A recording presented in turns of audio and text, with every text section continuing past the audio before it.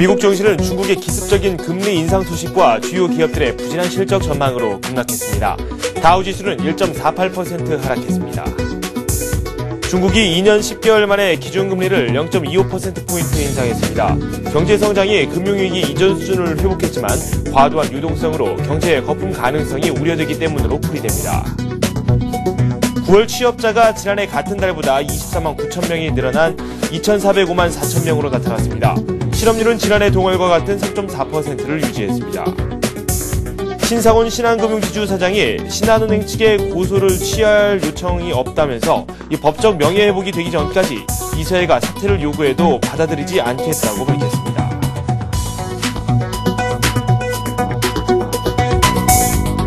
네, 출발센 증시 시작하도록 하겠습니다. 어제 우리 증시도 하락했습니다. 잘 나가던 코스닥도 하락 마감했는데요.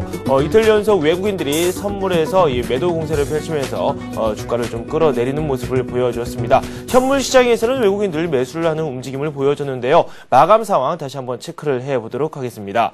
어제 코스피가 0.97% 하락하면서 마감됐습니다. 이틀 연속 약세를 펼치면서 상당히 부진한 흐름을 보여줬습니다. 21선이 무너졌고요. 이제 61선을 걱정해야 되는 처지에 놓여 있습니다. 코스닥 같은 경우도 수폭 하락했습니다. 0.3% 조금 넘게 하락하면서 좀 부진한 흐름을 보여줬습니다. 아시아 지역 증시도 한번 살펴보도록 하겠습니다. 일본 증시는 은행주의 선전으로 상승 마감했습니다. 0.4% 정도 상승을 했고요. 중국 증시 큰 폭으로 올랐습니다. 1.6% 급등하면서 3,000선을 넘으면서 마감이 됐습니다. 3,001선에 마감이 됐고요. 6개월 내 최고치를 기록했습니다. 미국 증시도 한번 스캔해 보도록 하겠습니다. 미국 증시 1.4에서 1.7%대의 낙폭을 보여줬습니다. 나스닥의 하락폭이 제일 깊었습니다. 1.7% 내렸는데요. 기업들의 실적이 좀 좋지 않게 나왔습니다. 수치상으로는 그렇게 나쁘지는 않았는데 향후 전망에 대해서 부정적인 의견이 많이 쏟아졌습니다. 지금까지 마감 지표 살펴봤습니다.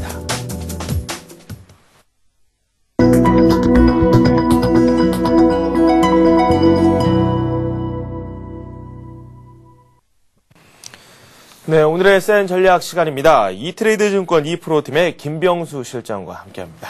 안녕하십니까? 네, 안녕하십니까? 어제 조정이 좀 깊게 나왔고 지난밤 미국에서도 좀 좋지 않은 소식이 들려왔기 때문에 오늘 약간 걱정이 되기도 합니다. 어떤 부분 저희가 살펴볼까요? 지금 최근에 이제 매매 전략 부분에서 가장 큰 이슈 부분들이라든지 어떤 수급적인 부분에서 가장 큰 특징 부분들은 예전에 올해 상반기 작년 9월부터 이제 박스권 그런 파동 부분들이 진행됐고 작년에 상반기 3월 달부터 약 4개월 정도 박스권 부분이 진행됐던 수급적 모습과 상당히 좀 유사한 흐름 부분들이 초기 모습과 좀 진행되는데 네. 어떤 외국인들의 어떤 방향성 부분들을 결정을 할 때 외국인들이 현선물 부분도 동반 매도 부분들이 진행했던 부분들이 있는데 네. 최근에 매매 특징 같은 경우는 선물 매도 부분들을 집중을 하면서 현물을 매수를 하는 어떤 어떻게 보면 넌센스적인 부분들이 좀 진행되고 있습니다. 네. 이러한 부분들이 현물 매수 부분들은 향후 경기 부분들에 대한 어떤 불확실성 부분들을 계속 가지고 있으면서도 현물불은 보유를 하면서 선물로 단순히 이제 단기적인 관점에서 해치 차원, 조금 전에 이제 말씀드렸던 것처럼 뭐 금리 인상이라든지 금일의 베이직부, 국내의 변수 부분들은 대외적인 변수 부분에 따라서 어떤 큰 외국인들의 매매가 흔들리는 그런 단기적인 박스권 장세의 초기 모습이 보이기 때문에 여러분들이 이제 수급적인 모습을 금일도 외국인들의 현물의 매도 부분과 프로그램 매도 부분을 가장 크게 좀 주목하셔야 될 부분들이 있겠고 지금 실적 시즌이 시작이 됐습니다. 국내에서도 이제 뭐 LG 디스플레이나 삼성 엔지니어 특히 건설 섹터 부분들이 실적 부분들이 좀 발표가 되는데 이런 부분들을 가장 크게 좀 중점적으로 보시면서 다른 종목군들 다른 뭐 기관의 매도 이런 종목군보다는 그 실적 개선이 적용되는 종목과 외국인들이 매수하는 이런 종목군에 좀 집중을 하셔야 되지 않나 이렇게 좀 말씀을 드리도록 하겠습니다. 네, 수급 자체가 좀 엉켜있는 듯한 그런 느낌을 많이 받고 있습니다. 기관 쪽에서도 매물이 상당히 많이 나왔고요. 그런데 기관 전체적인 내용보다도 이 프로그램 매도 물량에 대해서 좀 걱정을 해야 되지 않을까라는 생각이 듭니다. 매수 차익 잔고가 이 사상 최대치를 경신을 했다. 이런 뉴스를 저희가 종종 전해드리기도 했었는데 아직까지 이 매수차익 잔고 부분이 출회가 되지 않았다라는 평가가 많이 나오고 있어요. 그렇기 때문에 좀 시장이 부담을 느끼고 있지 않습니까? 일단 뭐 지난번 쿼터러블 워칭 데이부터 베이시스가 상당히 좀 강화되면서 프로그램 매수 잔고가 지금 10조 원 이상 부분이 좀 쌓여있던 부분들이 네. 시장을 좀 반락을 시키는 베이시스 악화가 다소 진행되면서 외국인들 선물 매도가 진행되면서 베이시스 악화가 되면서 이런 매도 물량 부분들이 진행되는데 네. 이러한 부분들을 조금 전에 말씀을 좀 드렸던 거 외국인들 현물 매도 부분들이 동반 진행될 때 이런 파급 효과 부분들이 좀 진행될 수 있는 큰 부분들이 좀 있는데 이런 수급 부분들을 이제 개인이 이제 수급 부분들이 약 전일 지속적으로 매수가 들어오면서 다소 받쳐주는 모습들이 있는데 이런 부분들은 시장에서는 크게 역할을 할 수 있는 부분들이 좀 아니겠고 단지 이제 조금 전에 말씀드렸던 것처럼 외국인들이 현물을 동반 매도를 하느냐 이 부분이 가장 큰 부분으로 좀 보셔야 되고 지금 1860선에서 지금 공방을 좀 하고 있습니다. 특히 박스권 하단 부분 약 1840선과 50선 부분들을 좀 설정을 해두시고 네. 예전에도 지금 뭐 조금 전에 작년 2009년도에도 2번 정도 큰 파동 부분들을 네. 박스권 부분을 진행됐기 박스권 파동 부분들 좀 염두에 두시고 네. 하단 부분에서 실적 장세라든지 특히 어떤 이런 박스권 부분 수급이 다소 꼬이는 상태에서는 어떤 특히 개별적인 모멘텀이라든지 정책적인 테마 부분들 네. 개별적인 모멘텀을 가지고 있는 종목군들에 좀 집중을 하셔야 되지 않나 이렇게 좀 말씀 좀 드리도록 하겠습니다. 네. 개별 모멘텀이 있는 그런 종목에 집중을 해보자. 그만큼 종목 장세다라는 말씀을 해주신 셈인데 일단 종합 주가 지수를 좀 살펴보도록 하겠습니다. 1850선까지 밀려 내려왔습니다. 어제 21선이 깨졌습니다. 21선이 1874 정도 됐었던 걸로 기억을 하고 있는데요. 뭐 21선이 깨지면서 또 61선까지 내려오지 않으리라는 보장이 또 없는 그런 상황이 아니지 않습니까? 일단은 현재 상황 1850선 지지하는 여부가 상당히 중요할 것 같은데 어떻게 보세요? 1850선 40선에서 50선 정도 지난번 갭상승 부분도 좀 진행됐던 부분들이 있는데 네. 어떤 이제 그 기술적인 분석상으로 기술적인 분석과 수급적인 상황에서 가장 큰 특징 부분들은 갭상승이라든지 갭 하락했던 부분들은 일시적으로 시간이 좀 걸리기는 하지만 이러한 부분들을 다 메꾸면서 다시 반등을 해주는 그런 모습들이 좀 있습니다. 네. 전일도 어떻게 보면 이제 거래량을 좀 실으면서 밀린 모습들이 좀 진행됐는데 이러한 모습들 지금 1840선까지 지금 9월달 초 정도 지금 예상이 되는데요. 1846 정도의 갭 상승했던 부분들이 좀 있습니다. 이 부분들을 단계적인 박스권 부분들의 하단으로 좀 설정을 좀 해두시고요.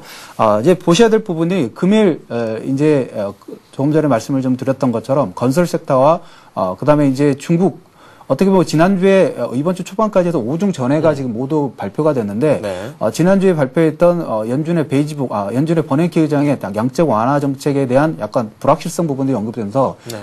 외국인들의 선물 매도 부분들이 집중되고 금일에 중국의 금리 인상 부분들로 대외 시장 부분들도 악화되는 부분들이 있는데 금일에 이제 이러한 뉴스 부분들이 이미 좀 반영이 좀 된 부분들이 있습니다. 다소 이제 금리 인상으로 인해서 출구 전략 관련된 부분들이 위안화 절상에 대한 서방 세계 외국권들에 대한 압력 부분에 대한 어떤 제스처로 좀 생각이 좀 되고요. 네. 1840선에서는 단기 저항대, 단기 박스권 하단 부분으로 특히 조금 전에 말씀드렸던 것처럼 어떤 모멘텀을 가지고 있는 종목권에 집중을 하면서 네. 저가 매수 부분들로 유입을 해도 되지 않느냐 이렇게 좀 말씀을 드리도록 하겠습니다. 투자 전략 조금 더 살펴보도록 하죠.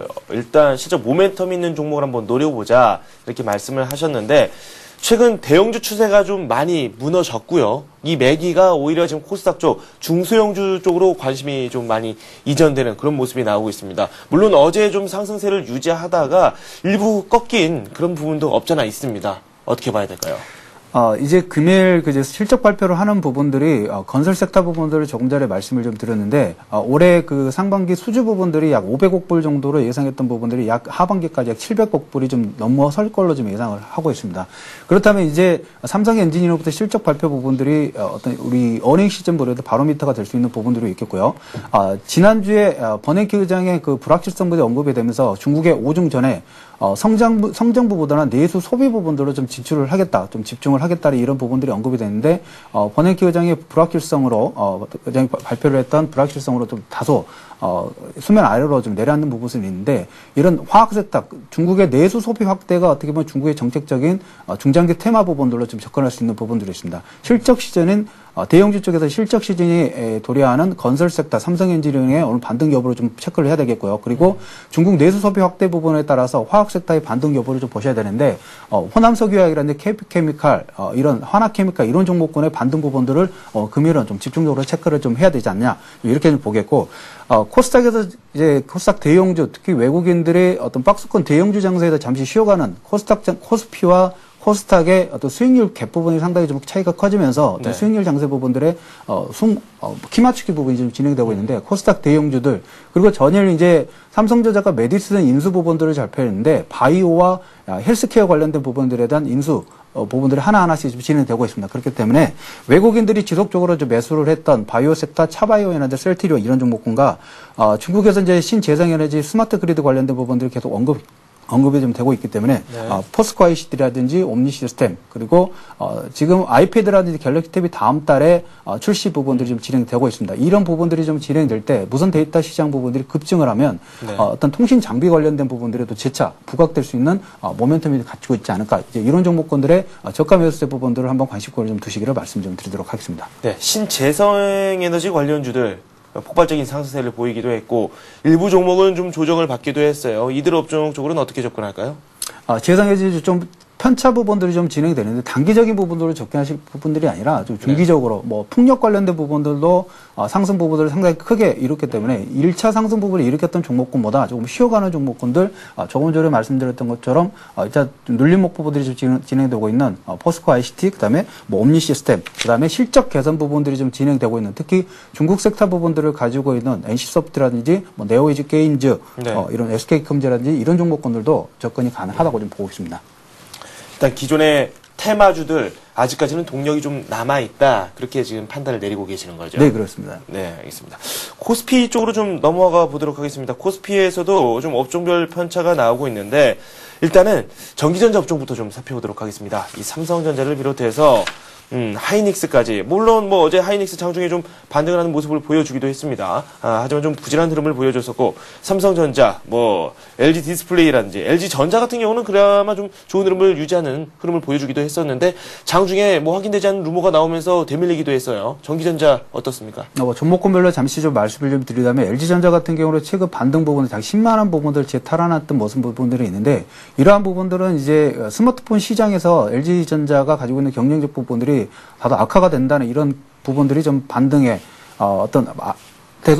다소 주가가 눌리는 이런 모멘텀으로 작용을 했는데 LG전자가 이제 미국 시장에서 아이폰과 대적할 만한 물론 이제 가격적인 메리트 부분들로 접근하는 제품이 출시가 되면서 반등 부분이 진행됐던 부분들인데 전일 대규모 작은 부분에 대한 누출 부분들이 가능성 루머가 좀 되면서 반락 부분도 진행되는데 일시적으로 이제 전기전자 부분들 하반기와 내년 상반기 보는 약간 긍정적인 모멘텀 부분들 조금씩 좀 진행이 되고 있습니다. D램 가격이 하락을 진행을 하고 있지만 어떻게 보면 어떤 파워게임 부분에서 1순위, 2순위, 3순위까지의 치킨게임 부분들은 뭐 하이닉스라든지 삼성전자 같은 경우에는 우위 경쟁 부분들이 좀 진행되고 있기 때문에 이런 부분들이 긍정적인 부분들도 진행될 수 있는 부분들이 있고 LCD 업황 부분들 같은 경우에는 지금 재고 관련된 부분들이 계속 부각되면서 시장을 상승 부분들을 누르던 모멘텀이 좀 됐던 부분들이 좀 있습니다. 하지만 LG 디스플레이 이제 권영수 사장께서 이제 얘기를 된 것처럼 4분기 감산 규모를 좀 줄이겠다. 이런 부분들은 감사는 이제까지 재고 부분에 대한 바닥권 부분들이 좀 인식될 수 있는 가능성 부분들을 열어두시면서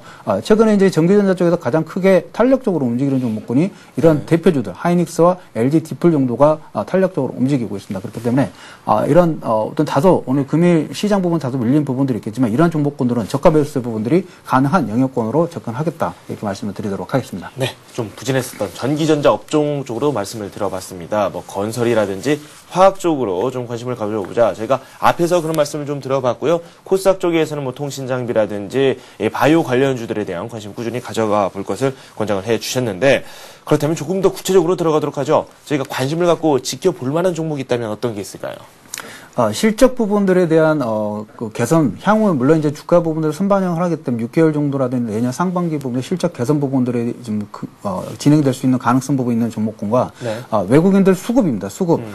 지난달에도 이 종목군에 대해서 다시 한번 말씀을 좀 드렸는데 금일은 관심 종목으로 NHN을 다시 한번 좀 들고 여러분들께 말씀을 좀 드리고자 가지고 나왔습니다. 네. 이제 최근에 이제 오버추어와 대응했던 부분들을 지금 결별을 하면서 자체 이제 그 자회사를 통해서 이제 검색 광고 부분들을 진행을 하겠다. 일단 이제 대응료 부분에서 약 20% 정도의 경비 절감 부분들이 진행했는데 초기 시장 부분에서는 어떤 판관기라든지 여러 가지 비용 부분이 다소 증가할 수 있는 부분들이 좀 있겠지만 스마트폰 시장, 유선 시장에서 모바일 시장 부분으로 이동이 되면서 모바일 광고 부분에 대한 상당히 시장 부분이 급격하게 팽창을 하고 있습니다.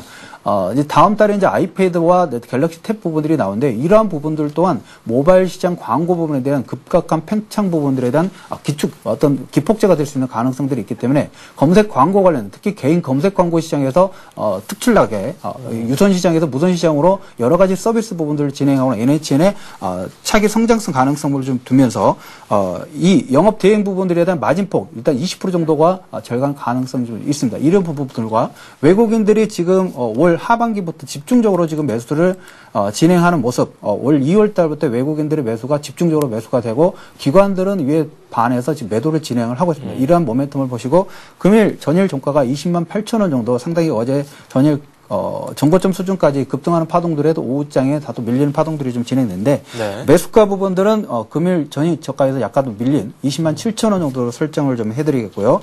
중기 목표가 부분들은 22만 원까지 설정을 하면서 손절가는 20만 원으로 설정을 좀 해드리도록 하겠습니다. 네, NHN 일단 구체적인 특징을 또 설명을 해주셨고요. 매수가로는 20만 7천 원 제시를 해주셨습니다. 목표 가격 22만 원, 그리고 손절가는 20만 원 선을 제시를 해주셨습니다. 이렇게 해서 이트레이드 증권 이프로팀의 김병수 실장과 다양한 소식 살펴봤습니다. 감사합니다. 감사합니다.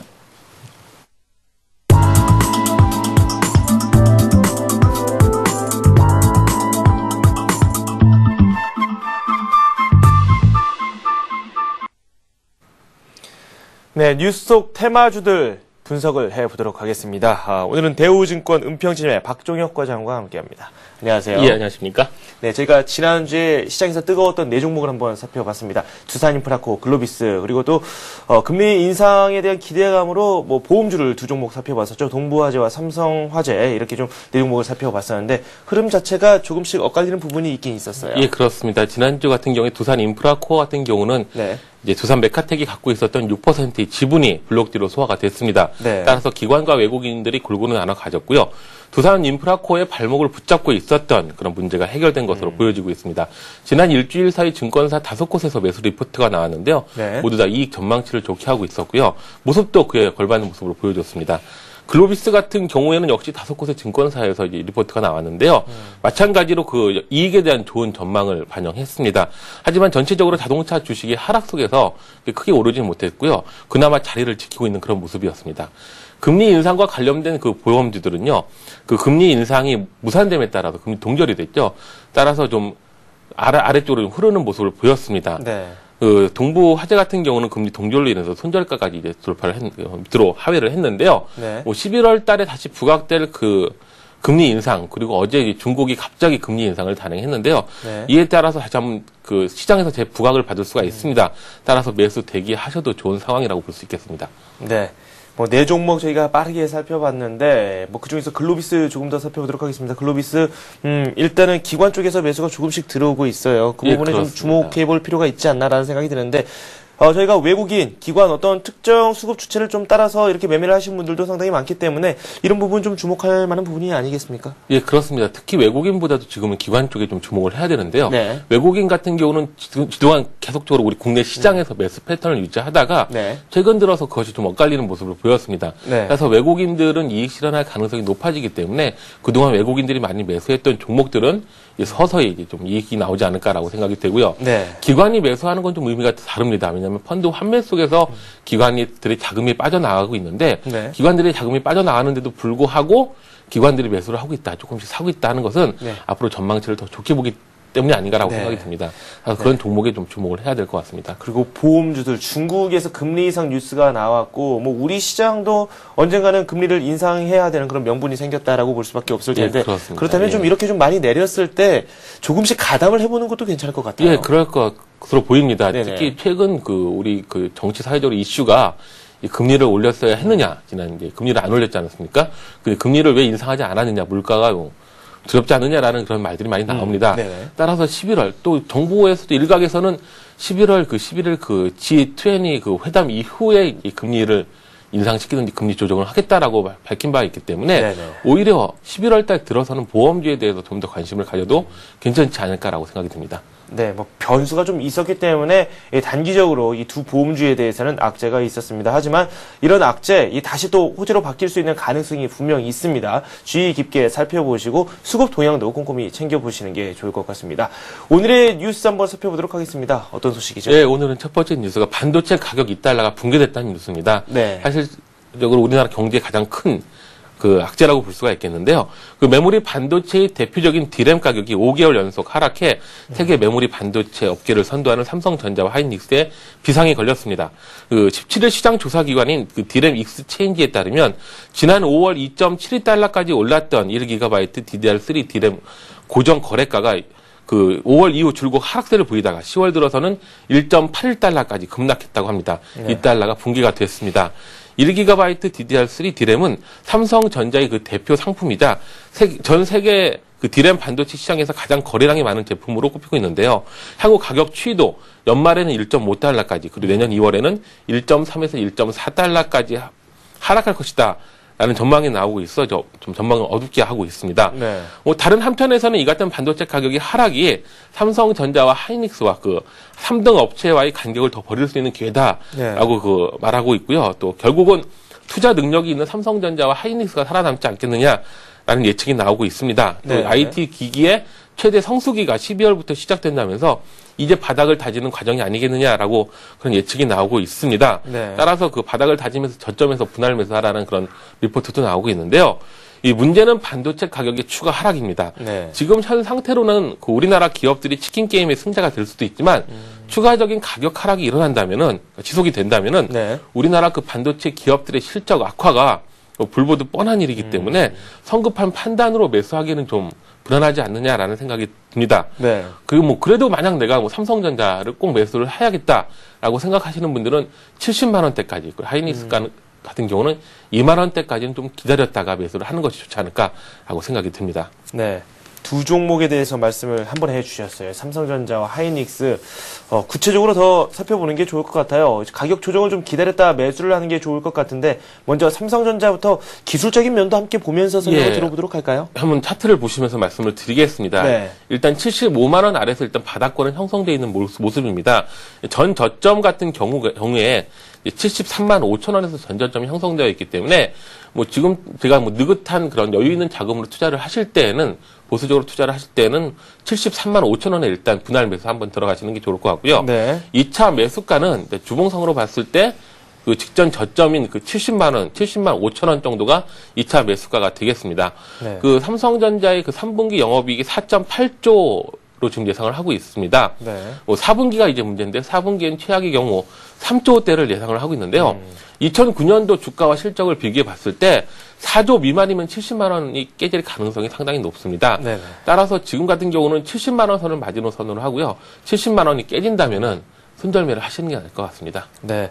일단은 지금 매수 가격을 이체 좀 낮춰서 말씀을 해 주셨는데, 그러면 이거 좀 목표 가격을 좀 어느 정도로 잡고 가는 게 좋을까요? 이 목표 가격이라는 게 사실 실적과 연동시켜서 말을 하지 않을 수가 없는데 네네. 삼성전자 같은 경우는 더욱더 심합니다. 그 삼성전자가 그동안 보여줬던 5조의 영업이익을 다시 언제 되찾느냐가 가장 큰 변수인 것 같습니다. 네. 일단 올 12월, 올 사반기가 바닥이다. 올 사반기에 지금 현재 증권회사 예측하는 바로는 3조 9천억 정도 되는데요. 네네. 이것을 하반기에 바닥을 찍고 내년 상반기에 다시 4조, 내년 상반기 이후에 5조까지 올라온다면은 네네. 다시 한번 80만 원대 위로 올라오지 않을까라고 예측이 됩니다. 네. 하지만 거기까지는 좀 거리가 멀기 때문에 아주 고객분들, 그러니까 투자자분 장기적으로 계획하지 않는 것이라면은 지금 투자는 좀 아무래도 수익률상 그리고 네. 리스크상 좀 피해야 할 상황이 아닌가라고 생각이 됩니다. 네, 삼성전자 말씀 들어봤고요. 하이닉스 살펴보도록 하겠습니다. 하이닉스가 어제 장중에 상승폭이 좀 어느 정도 나왔었는데 다시 밀렸어요. 예, 다시 밀려도 종가는 그래도 괜찮게 끝났습니다. 지수에 네네. 비해서는 종가는 잘 끝났는데요. 그렇죠. 일단 하이닉스 같은 경우에는 작년이나 재작년 적자를 냈었던 기업입니다. 네. 사실 금융비용서부터 시작해가지고 전체적으로 이익을 내지 못하던 회사가 이제 5천억, 6천억 이익을 내더니 1조를 내는 그런 기업으로 바뀌었습니다. 네. 사실 1조를 내는 기업의 입장으로서 지금 가격은 잘 이해가 되지 않는 싼 가격이다라고 볼 수가 있겠는데요. 네. 일단은 1차 매수가는 그렇기 때문에 바닥까지 내려올 걸 기대하지 않고 1차 매수가는 22,000원 초반, 네. 2차 매수가는 21,000원 아래에서 잡으시는 게 좋을 것 같습니다. 네. 3분기 예상 영업이익이 9천억 대고요. 잘 나오는 경우에 1조를 넘을 수도 있다고 합니다. 1조를 넘는다 한다면 다시 한번 전 고점인 27,000원, 28,000원까지 갈 수 있는 상황인데도 불구하고 네. 시장에서 반영이 되지 못한다라고 볼 수가 있겠습니다. 네. 만약 4분기에 상황이 안 좋아져서 영업이익이 팍 줄어서 2천억대가 나온다 하더라도 2009년도, 2008년도 주가랑 비교했을 때 2만 원을 하회하게 된다면 주가 설명이 되지 않습니다. 네. 따라서 2만 원에서는 아까 삼성전자보다는 좀 더 적극적으로 가담을 하셔도 괜찮을 것 같습니다. 네. 하이닉스 질문 하나 드릴게요. 기관이 매수하는 종목 한번 관심 있게 지켜보자. 앞에서 이렇게 말씀을 해주셨는데 예, 하이닉스 마찬가지로 기관이 대거 매수에 나서고 있어요. 이 반대로 이 외국인들이 매도 물량을 좀 많이 내놓고 있는데 뭐 이 점이 예. 약간 걱정이 되기도 하거든요. 그러니까 지난번 바닥 2만 원을 찍고 올라올 때 외국인들도 많이 샀습니다. 기관도 네네. 많이 사고 있고요.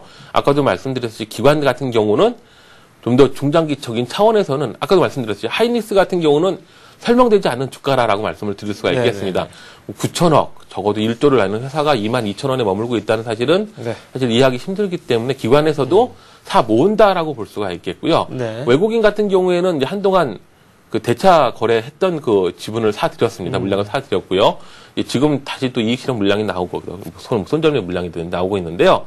이러한 점도 참 좀 개선이 되지 않을까. 네. 하이닉스가 이번 3, 4분기에 9천억 이상을 내주고 4, 4분기에 선방만 한다면은 네. 좀 더 나아지지 않은 상황이 되지 않을까라고 생각이 됩니다. 네, 그러면 두 반도체 생산 업체를 비교를 하자면 삼성전자보다는 하이닉스 쪽이 좀 더 낫다. 예, 그렇습니다. 지금 가격적인 측면이든 리스크적인 측면에서 하이닉스가 좀 더 낫지 않을까. 투자하시기에는 이렇게 생각이 됩니다. 네, 알겠습니다. 두 종목 저희가 살펴봤고요. 다음 뉴스도 한번 전달해 듣도록 하죠. 예, 다음 뉴스도 IT 관련된 뉴스 말씀드리겠습니다. 올 네. 세계 태블릿 PC 출하량이 1950만 대 예상된다는 뉴스입니다. 네. 올해 전 세계 태블릿 PC 출하량이 당초 예상보다 높은 1950만 대가 예상이 되는데요. 내년에는 5480만 대로 181% 성장할 것이라는 전망이 나왔습니다. 18일 시장 조사 업체 가트너가 애플 아이패드로 인해 전 세계 태블릿 PC 시장이 50만 대, 오는 2014년에는 2억 800만 대를 넘었을 것으로 예상이 된다고 발표를 했는데요. 네. 앞으로 태블릿 PC가 전자책, 단말기, 게임기기, 미디어 플레이어 시장을 잠식할 것으로 예측이 되고 있습니다. 이러한 태블릿 PC 판매 급증으로 인해 아몰레드 등 그 IT 부품 업체들이 수혜를 입을 것으로 예측이 되고 있는데요. 최근 그 IT 대형주와 그 거래소 부진으로 인해 상대적으로 코스닥 IT 부품주, 소형주로에 대한 관심이 늘어나고 있어 대안 투자가 될 수 있다고 생각이 됩니다. 또 스마트폰 같은 경우도 3분기 갤럭시 S, 웨이브폰 등 글로벌 시장에서 850만 대가 판매가 되었고요. 아이폰 4 같은 경우도 1410만 대가 판매가 되었다는 뉴스가 나오고 있습니다. 따라서 이에 수혜를 받을 수 있는 기업들을 소개시켜 드리겠습니다. 네. 일단 그 태블릿 PC 관련주 제가 어떤 것들이 있는지도 한번 살펴보고 구체적인 말씀 또 들어보도록 하겠습니다. 예, 일단 가장 대표적인 그 태블릿 PC 관련주로는 인탑스를 들 수가 있겠습니다. 네. 인탑스는 그 휴대폰 케이스 업체입니다.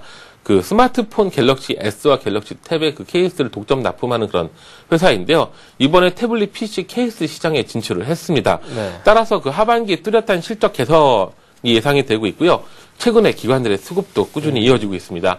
PR도 현재 7.9배 수준이기 때문에 네. IT 부품 이 동종 업계 내에서는 상당히 저평가되어 있다고 볼 수 있겠습니다.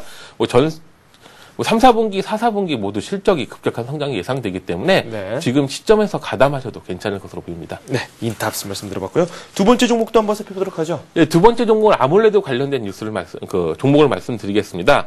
그 아몰레드 PC의 태블릿 PC에 아몰레드가 메인 패널로 적용될 전망인데요. 그 갤럭시 S에 사용되고 있는 슈퍼 아몰레드는 공급 부족으로 갤럭시 K, U, 갤럭시 탭에도 아몰레드를 사용하지 못하고 있습니다. 그 정도로 공급이 부족한 상황인데요. 삼성 모바일 디스플레이가 그 추가적인 공급 라인을 구축 중에 있고요.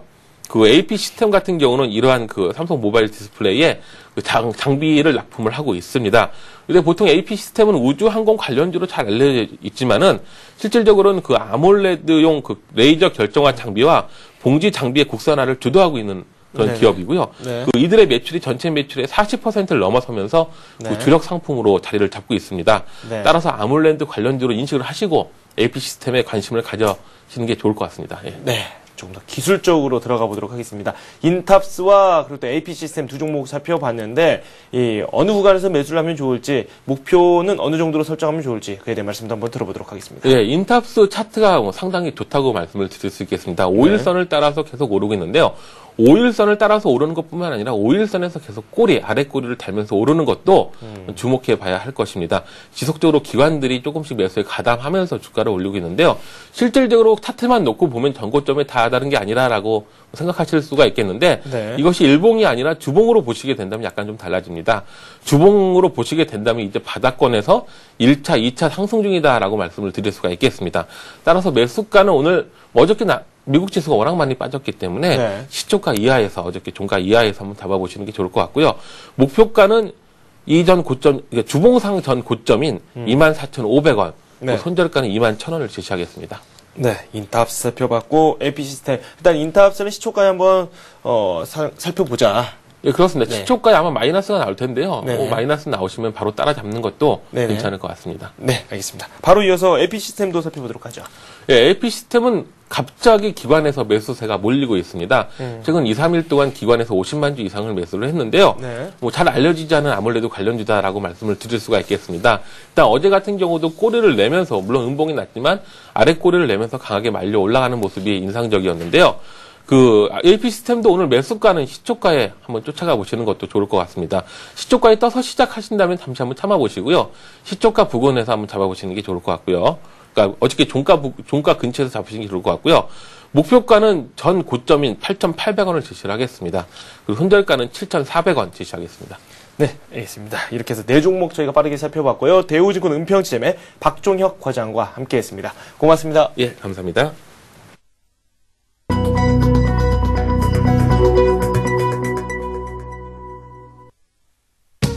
네, 우리 시장 개장이 됐습니다. 이 중국의 금리 인상 여파로 미국 증시가 좀 큰 폭으로 하락을 했고요. 우리 증시에 어떤 영향을 미칠지 화면을 통해서 만나보도록 하겠습니다. 시가총액 상위 종목군들 흐름 분석을 해보도록 하죠. 화면을 띄우시겠습니다. 네, 먼저 코스피입니다. 삼성전자가 0.4% 내리고 있습니다. 포스코도 1.1% 현재 하락을 하고 있고요. 어제 같은 경우 현대차 3연방이 좋은 흐름이 나왔습니다. 예, 하지만 오늘은 재차 내려가는 모습인데요. 현대차가 0.6% 하락하고 있고요. 현대모비스 1%대, 그리고 아래쪽에 있는 기아차 역시 1%대의 낙폭을 보여주고 있습니다. 삼성생명이 0.9% 상승하고 있는데 저희가 조금 전에 박종혁 과장님과 함께 삼성 화재에 대한 말씀을 좀 나눠보기도 했었죠. 이 보험주에 대한 관심이 오늘은 또 어떻게 나올지 한번 삼성 화재 움직임도 한번 잠시 후에 살펴보도록 하겠습니다. 일단은 삼성생명이 좋은 흐름을 보여주고 있습니다. KB금융 역시 0.5% 오르면서 이 금융주로서 매력을 다시 한번 부각을 받고 있습니다. 신한지주는 반면에 0.6% 내리고 있습니다. 신상훈 사장이 또 이야기를 밝혔다고 하는데 신한지주와는 소송을 당장 취할 생각이 없다라는 이야기를 또 밝혔다고 하죠. 한국전력은 0.4% 내리고 있고요. LG전자 0.5% 내리고 있습니다. 어제 장중에 1% 넘게 상승을 하기도 했었는데 오늘 재차 10만원 선이 무너지는 모습이 나오고 있습니다. LG디스플레이는 1.4% 하락하고 있고요. LG 0.7% 내리고 있습니다. SK텔레콤은 보합권에서 아직까지 움직이지 않고 있습니다. SK에너지는 2%대의 낙폭을 보여주고 있고요. 조금 전에 저희가 살펴봤었죠. 하이닉스 0.4% 내리고 있습니다. 일단은 2만원 선에서 한번 매수를 해보자 이렇게 말씀을 해주셨고 1차와 2차에 나눠서 매수가를 또 제시를 해주셨습니다. 하이닉스의 흐름은 아직까지는 약세입니다. 롯데쇼핑은 0.5% 내리고 있고요. 우리금융 1%대의 하락세를 보여주고 있습니다. KT가 현재 0.5% 내리고 있습니다. 신세계는 0.8% 상승하고 있습니다. 삼성물산, NHN 조금 엇갈리고 있죠. 0.3% 내리고 있는 삼성물산, NHN은 0.7% 상승하고 있습니다. 현대제철 같은 경우는 2.2% 급락을 하고 있습니다. 삼성화재 저희가 앞에서 살짝 말씀을 드렸었죠. 이 보험주에 대한 기대가 조금씩 살아나고 있습니다. 0.5% 오르면서 오늘장 출발을 하고 있습니다. 기업은행은 1.5%, 1.8% 현재 하락을 하고 있고요. 두산중공업 1.6% 내리면서 기계업종이 어제에 이어서 오늘도 역시 좀 조정을 받고 있습니다. 삼성전기는 다시 12만원 아래로 내려와 있는 상태입니다. 2.5% 오늘 급락을 하고 있습니다. 코스피 같은 경우는 현재 0.94% 하락하면서 1839를 가리키고 있습니다. 코스닥 쪽도 좀 살펴보도록 하겠습니다. 코스닥이 어제 520선을 노리다가 실패를 했습니다. 그리고 다시 밀리는 모습을 보여줬는데 현재는 0.6% 내리면서 511선을 걷고 있습니다. SK브로드밴드가 0.1% 오르면서 시가총액 상위 종목군들 중에서는 그나마 좀 힘을 내고 있고요. SK컴즈가 어제 장중에 4% 넘게 급등하기도 했습니다. 1.2% 상승하고 있습니다. 싸이월드 등 SLS 서비스에 대해서 큰 호평을 받고 있는 SK컴즈입니다. 셀트리온 그리고 서울반도체 하락하고 있는데요. 0.4에서 0.9% 각각 내리고 있습니다. 포스코 ICT 1.4%, CJ호쇼핑 1.6%, OCI 머트리얼즈도 1.6% 하락하고 있습니다. 다음이 1.2% 내리면서 어제 상승분을 일부 반납하고 있고요. 태용이 1.2% 하락하고 있습니다. 이렇게 해서 코스피, 코스닥, 시가총액 상위 종목군들 흐름 어떻게 진행되고 있는지 살펴봤습니다. 네, 현대증권 투자 컨설팅 센터의 류용석 팀장 전화 연결되어 있습니다. 안녕하십니까? 네, 안녕하십니까? 네, 출발이 썩 좋지는 않습니다. 지금 막 코스피가 1% 넘게 하락하고 있는 걸로 확인이 되고 있는데요. 현재 상황 어떻습니까? 예, 뭐 시장이 그 예상했던 대로 하락 출발을 했고요. 시장의 그 예상치는 대체적으로 뭐 전일 대비 한 1% 전후일 거라는 예상인데요. 현재보다는 좀 문제는 그 수급적으로 좀 더 그 악재가 출현하지 않을까 하는 것이 이제 오늘 지수 폭을 결정하는 중요한 변수가 될 것으로 예상이 됩니다. 일단 중국이 기습적으로 기준금리를 25bp 그 예금 대출 각각 인상을 했는데요. 이런 액자 외에도 미국 시장은 어제 우리가 일부 실적을 주가가 반영을 했지만 애플, IBM 등 예상 실적이 좀 부진할 수 있다는 점, 그리고 더불어 좀 잠잠해질 수 있었던 문제였다가 다시 확대됐던 그 미국 은행들의 차압과 관련한 소송 문제 등이 좀 복합되면서 일단 그 미국 증시의 상승세가 큰 꺾이는 모습입니다.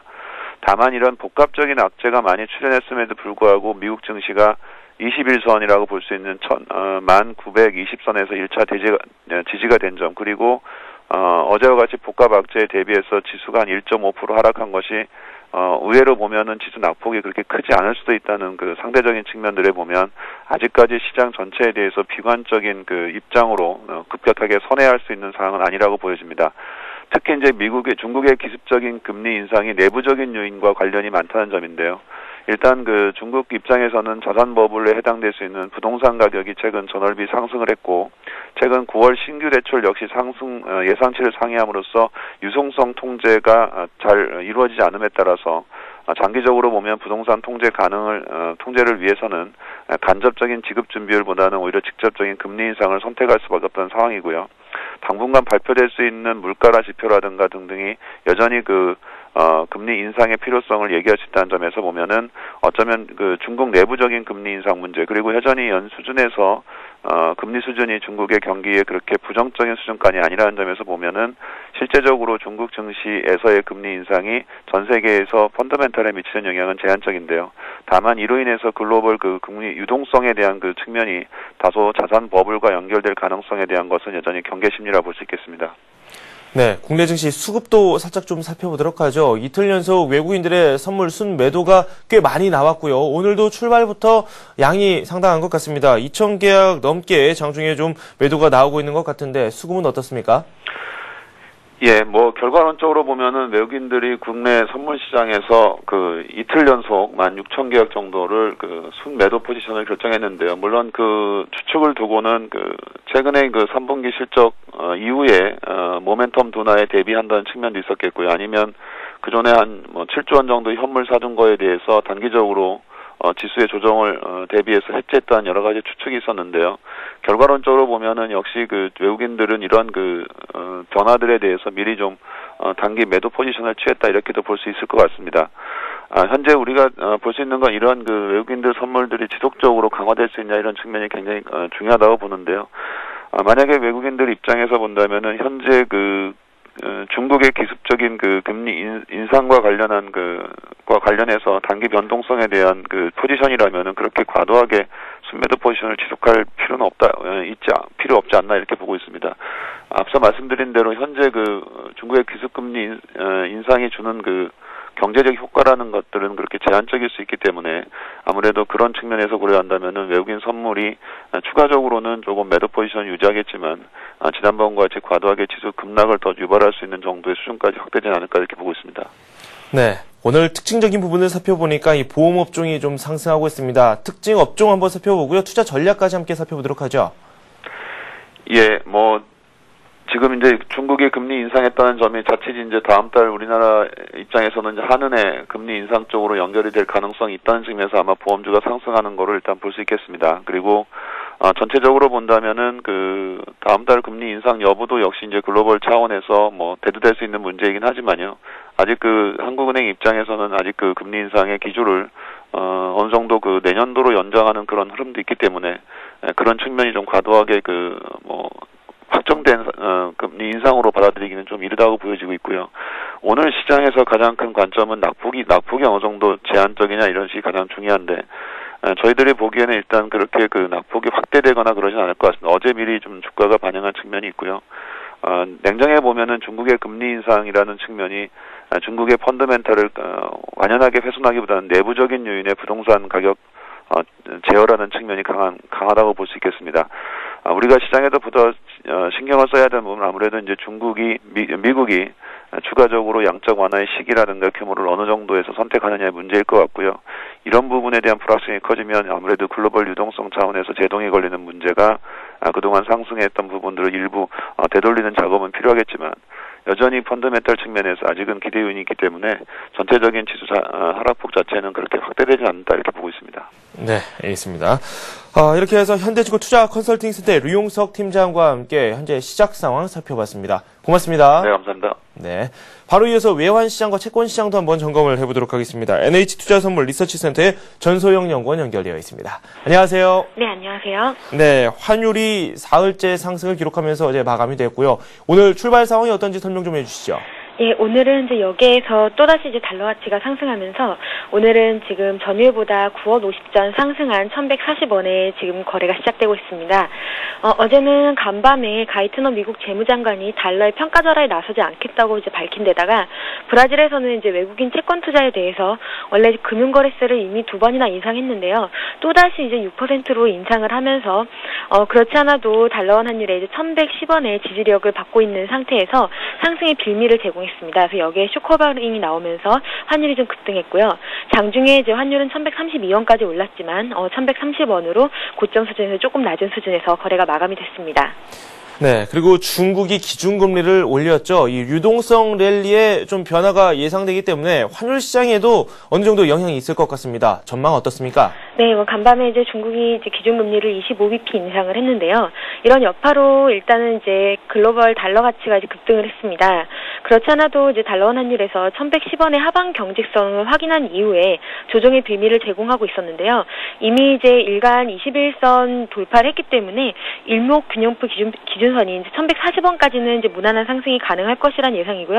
현재도 지금 1140원에 개장을 한 이후에 조금 낙폭을 줄이면서 1137원 선에서 지금 거래가 되고 있는 모습입니다. 하지만 이제 향후에 계속해서 이제 유동성을 줄일 수 있는 이제 긴축으로의 선회가 나타날 수 있다라는 이런 측면에서는 아무래도 계속해서 추가 상승 쪽에 좀 무게를 둘 수 있겠고요. 일단은 이제 61선과 251 2평이 만나고 있는 1160원까지는 좀 열어두고 거래하셔야 되지 않을까라는 생각입니다. 또한 이제 이런 배경에는 외국인의 이제 주식 매도도 좀 살펴보셔야겠는데요. 중국이 기준금리 인상을 하면서 한국에도 기준금리 인상 가능성이 높아짐에 따라서 외국인들이 아무래도 계속해서 이제 주식을 좀 순매도하는 모습입니다. 이런 것들은 이제 수급적으로도 달러의 이제 수요 요인으로 작용하고 있기 때문에 아무래도 달러원 상승 압력으로 또다시 작용할 것으로 예상이 됩니다. 네, 윗방향을 조금 생각해 봐야 되지 않을까 이렇게 말씀을 해 주셨군요. 채권 시장도 한번 살펴보도록 하겠습니다. 채권 가격이 급락하면서 어제 마감이 됐습니다. 오늘 출발 상황은 어떻죠? 네, 어제 채권 가격이 급락을 했습니다. 가격 레벨 부담에 이어서 환율 상승까지 가세하면서 큰 폭의 조정을 보였고요. 국채선물 같은 경우는 113선이 무너지고 국고금리는 이제 전구간에서 10bp 이상 상승하는 모습이었습니다. 그래서 어제 국채선물은 44틱 하락한 112.94에 마감을 했고요. 국고 3년물은 14bp 상승한 3.20%에 마감을 했습니다. 네, 중국의 기준금리 이야기를 계속하게 되는데 이 영향, 채권 시장에도 영향이 어느 정도 미치지 않겠습니까? 전망 어떤지 설명 좀 해주십시오. 예, 이제 중국과 한국은 아무래도 이제 여기에서는 좀 비슷한 시각으로 바라보고 있습니다. 왜냐하면 이제 중국과 한국이 좀 붙어 있는 영향도 있지만요. 환율 측면으로 봤을 때, 아시아 통화에서 이제 엔화 같은 경우는 역사적 저점을 지금 하회하는 이제 가까이 다가가고 있고, 싱가포르 달러 같은 경우는 이미 역사적 저점이 무너진 수준인데 반면에 이제 위안화나 원화 같은 경우는 아직 역사적 저점까지 좀 큰 폭이 남아있는 상황입니다. 따라서 지금 여기에서는 아무래도 이제 기준금리보다는 이제 환율 쪽에 좀 관심을 많이 두고 있는 상황인데요.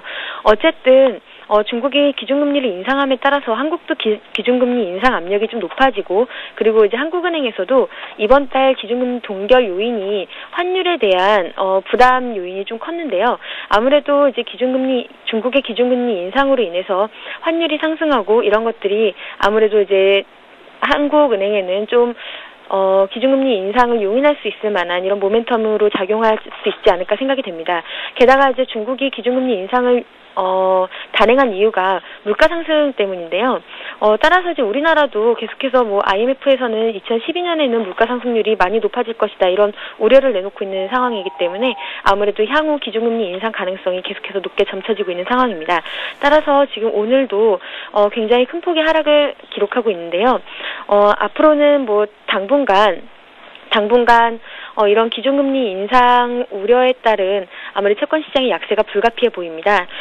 그리고 이제 오늘 같은 경우는 오늘 미국의 베이지북이 발표가 예정이 되어 있고요. 내일 이제 중국의 경제지표 발표가 예정이 되어 있는 만큼 아무래도 시장에서는 좀 조심스러운 분위기가 연출되지 않을까 싶습니다. 네, 알겠습니다. NH투자선물 리서치센터의 전소영 연구원과 지금까지 함께했습니다. 고맙습니다. 네, 감사합니다.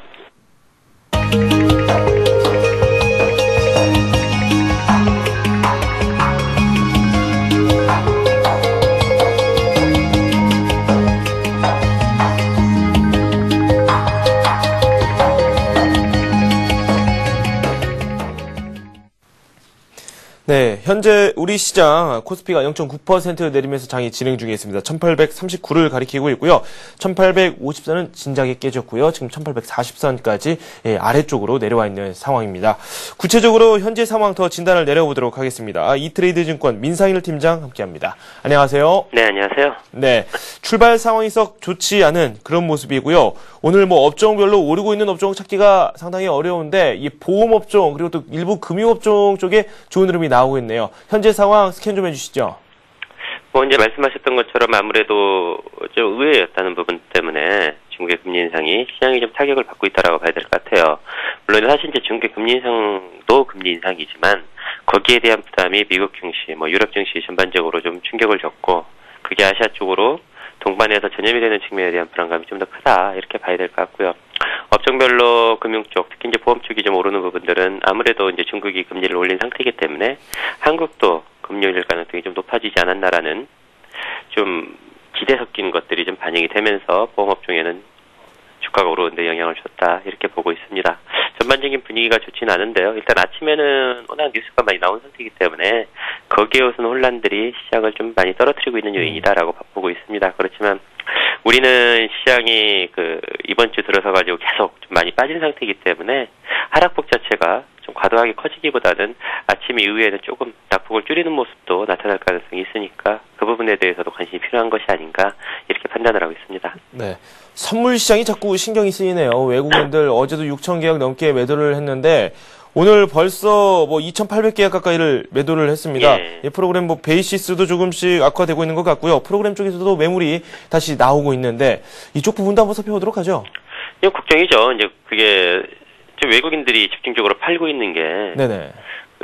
뭐 벌써 한 오늘까지 치면 어제까지에도 한 2조였는데 오늘까지 치면 이제 그걸 넘어선 것 같아요. 네. 그러다 보니까 외국인들의 시각이 뭔가에 대한 고민들이 좀 많습니다. 물론 이제 선물 시장이라는 게 기본적으로 좀 단기적인 매매가 좀 많고 단기간에 급박하게 자금이 나가더라도 또 이제 바로 들어올 수 있는 흐름들도 많이 나타났기 때문에 의미를 크게 부여하기는 어려운 측면들이 있지만 문제는 현물 시장 쪽에서 뚜렷한 수급 주체가 없는 상황에서 선물 시장에서 이런 수급상의 교란 요인이 발생을 하기 때문에 이게 아무래도 현물 쪽에 계속해서 주식시장에 좀 부담이 되고 있고 주가를 압박하는 요인이 되고 있으니까 걱정스럽다라고 봐야 될 것 같아요. 이게 극복이 되려면은 사실 이제 선물 시장 쪽의 움직임보다는 현물 시장 쪽에서 시장 움직임의 변화를 갖고 올 수 있는 요인들이 부각이 돼야 되는데 그런 것들이 조기에 나타나기 어렵다는 것이 아마 지금 현재 문제점이 아닌가라고 생각을 하고 있습니다. 그래서 선물이 현물을 좀 교란시키는 이런 형태의 모양은 좀 더 이어질 가능성이 있겠다 이렇게 판단을 하고 있습니다.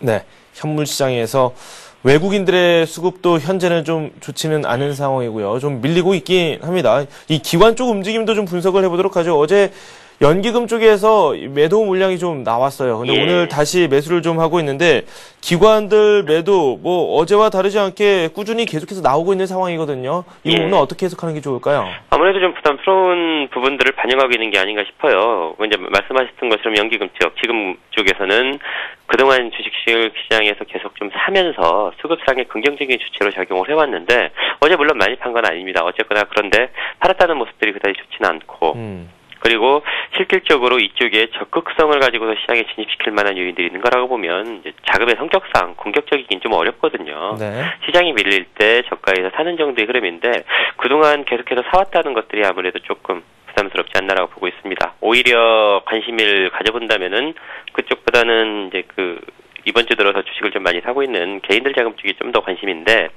최근에 워낙 실질금리 이제 마이너스 얘기도 나오고 시중 유동성 환경이 너무 풍부한데 그 돈이 어디로 갈까에 대한 고민도 많은 상태인데, 개인들의 단기성 자금이 주가가 떨어지는 가운데 주식시장 쪽에 들어오는 거는 좀 주목할 필요가 있는 게 아닌가 싶습니다. 이런 부분들은 흔히 말하는 이제 뭐 스마트머니 이런 얘기를 많이 하잖아요. 네네. 개인들이 보면은 그런 형태의 매매 패턴을 참 많이 보여왔기 때문에 네네. 이번에 주가 떨어지는 과정 속에서 개인들이 들어오는 자금이 주식시장의 하락 압력을 조금 낮추는 요인이 될 수 있겠다. 오히려 기관들이 주는 역할은 지금 크기가 어렵고 네. 개인 쪽에서 좀 더 긍정적인 모습이 나올 가능성에도 관심을 기울이자 이렇게 생각하고 있습니다. 네. 좀 좋지 않은 업종 한 종목 더 보고 넘어가도록 하죠. 이 건설 쪽이 좋지 않아요. 뭐 현대건설, 메가 그리고 또 건설주들의 실적에 대한 기대감이 상당히 컸었는데 대림산업이 실적 발표를 했는데 좀 좋지 않았고요. 전반적으로 건설주 자체에서 좀 매도 물량이 나오고 있습니다. 오늘 뭐 지수 자체로 봐도 2.2% 급락을 하고 있는데 건설업종 좀 단기적으로 좀 악재가 나오지 않나라는 생각이 드는데 어떻습니까? 많이 올랐다는 게 건설업종도 네. 조금 부담스럽습니다. 그러니까 8월 초를 지나면서 대부분의 이제 건설업종들이 8월, 9월 사이에 좀 주가가 10월까지죠. 이번 달 초까지 많이 오른 상태이기 때문에 거기에서는 부담감들을 느끼고 있다라고 봐야 될 것 같습니다. 시장이 전반적인 분위기가 나쁘지 않다면 건설업종이 갖고 있는 부정적인 영향 이런 거는 뭐 적을 수밖에 없겠지만 지금 시장은 호재를 찾기가 쉽지가 않은 상황이고 또 시중의 유동성이 풍부하고 정부 정책 자체가 금융기조를 좀 완화시키는 형태의 모양을 유지하고는 있지만 그런 부분들이 건설주 주가에는 많이 반영된 측면이 아무래도 좀 부담이 되고 있는 게 아닌가. 결국은 건설업종 역시 그동안 성과는 굉장히 좋았지만 결국 이제 시장 흐름에 맞춰가는 보조를 맞춰가는 쪽으로 패턴이 이동된 걸로 봐야 될 것 같습니다. 네. 투자 전략 여쭤보려고 하는데 오늘처럼 좀 장이 좀 좋지 않은 상황에서 이런 질문하면 좀 기분이 약간 이상하시죠? 투자 전략 어떻게 짜나가는 게 좋을까요? 네. 말씀드리기가 상당히 좀 어려운 부분들이 있는데 어쨌든 중국이 금리를 올린 부분이 주식시장에는 부담 요인인 건 맞다라고 봐야 될 것 같고요. 그것도 좀 시장이 예상하지 못한 상태에서 올라갔기 때문에 거기에서 오는 타격은 있다라고 봐야 될 것 같습니다. 그렇지만 그런 부분들을 감안을 하더라도 오늘 아침에 하락폭이 좀 컸기 때문에 네. 낙폭을 줄이는 쪽에 하루를 포커스를 맞춰서 본다면 그런 쪽에서 좀 관심이 필요하지 않을 거라고 싶고요. 아침에 충격을 받으면서 많이 빠진 종목들에 대해서는 좀 관심을 가지는 것도 나쁘지 않은 선택이다라고 생각을 하고 있습니다. 최근의 흐름이 대형주보다는 중소형주에 좀 더 민감하게 좀 반응을 하고 포커스가 맞춰지는 흐름도 나타나고 있는데 지금 시장에서 지수의 낙폭이 좀 줄어든다고 하더라도 지수 관련 대형주들이 갖고 있는 긍정적인 측면들이 아주 많이 부각되긴 어렵기 때문에 여전히 종목에 대한 관심들이 높아지는 흐름이 나타나지 않을까라고 생각을 하고 있습니다. 종목별 장세는 좀 더 이어질 걸로 보고 있고 오늘 아침에 중국 관련해서 나왔던 충격은 시간이 가면서 점차 좀 줄어들지 않을까라고 보고 있습니다. 네, 알겠습니다. 이트레이드 증권 민상일 팀장과 지금까지 함께했습니다. 고맙습니다. 네, 고맙습니다. 네. 출발센 증시 저희가 준비한 소식은 여기까지입니다. 현재 코스피, 코스닥 모두 하락을 하고 있는데요. 코스피 쪽에 낙폭이 계속해서 깊게 나오고 있습니다. 0.7% 내리면서 1843을 기록하고 있습니다. 장중에는 1840선 아래로 내려가기도 했었죠. 코스닥 같은 경우는 0.2% 내리면서 513을 기록하고 있습니다. 원달러 환율은 5원 50전 오르면서 1136원의 장이 현재 진행 중에 있습니다. 네, 저는 잠시 후 마켓앤센 증시에서 다시 찾아뵙겠습니다. 잠시 후에 뵙겠습니다.